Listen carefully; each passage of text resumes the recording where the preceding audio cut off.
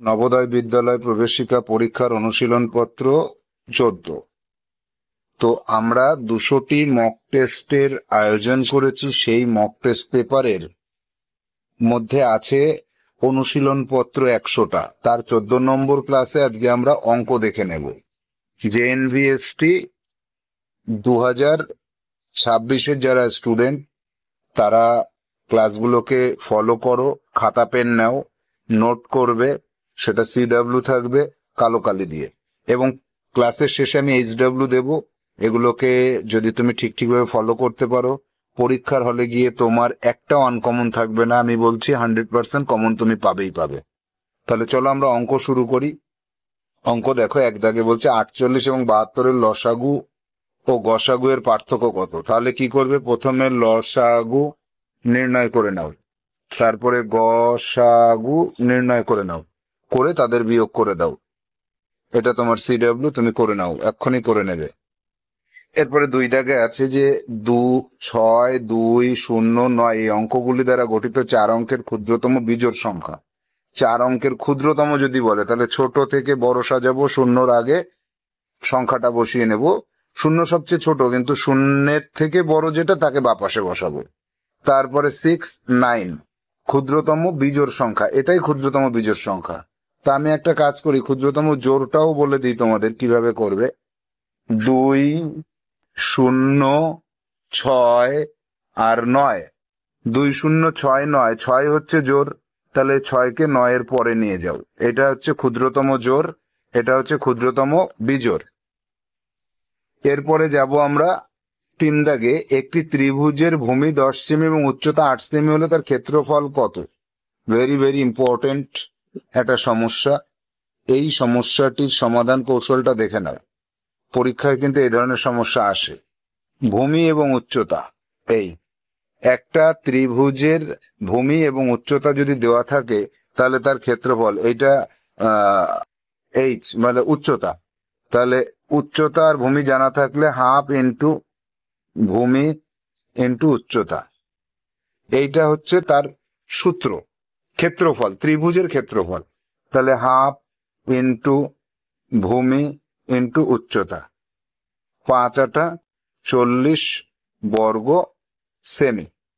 40 বর্গ সেমি কোথায় আছে, এইখানে আছে, দেখো। 4 দাগে কি বলছে, যে একে 2 দশমিক স্থান পর্যন্ত আসন্ন মান, তাহলে 103.456, এই 2 দশমিক 5 আছে। 2 দশমিকে কত আছে, 5 আছে। 5-এর পরে 6 আছে, যেটা 5-এর থেকে বড়, তাহলে 103.4। এই 5-এর পরে যেহেতু 6 আছে, 5-এর বেশি, তাহলে 5কে 6 করে দাও, তাহলে 103.46, এইটা হবে সঠিক উত্তর।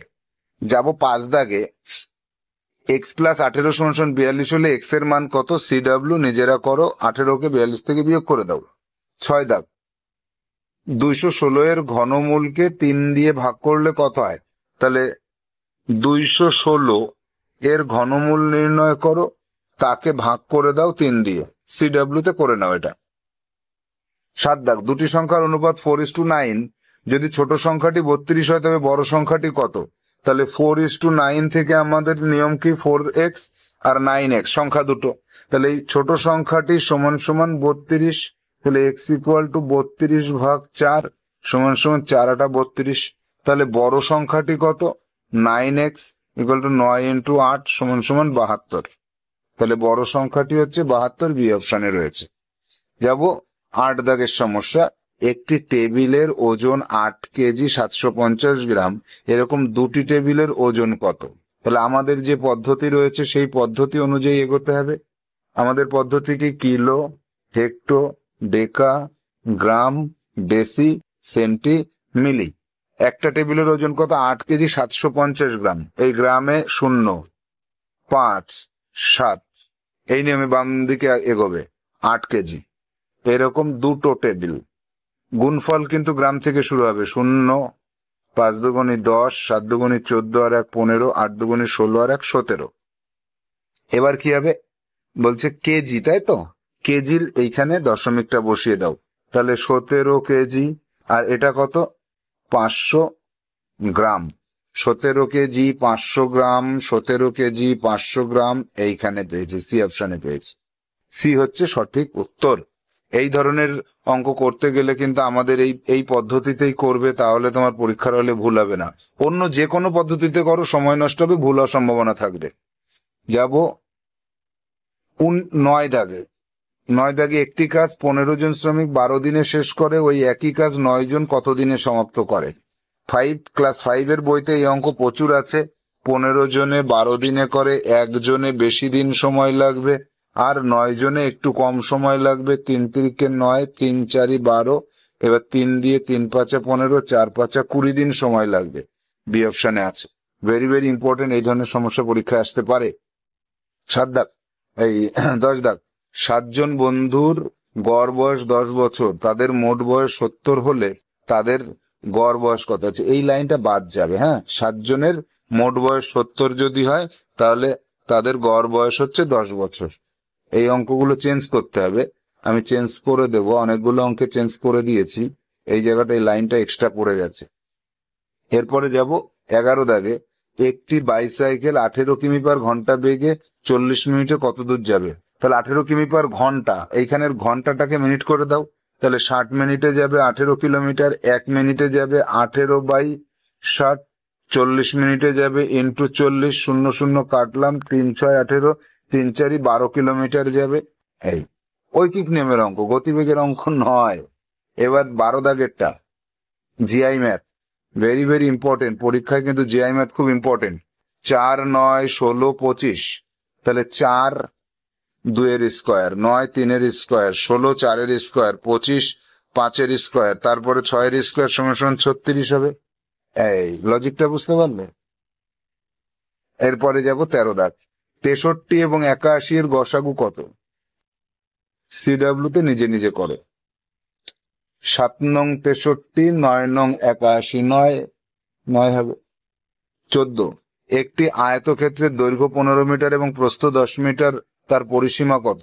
তাহলে দৈর্ঘ্য 15, প্রস্থ 10, যোগ করে 2 দিয়ে গুণ করো, তাহলে 15 আর 10 25, 2 গুণে 50 মিটার।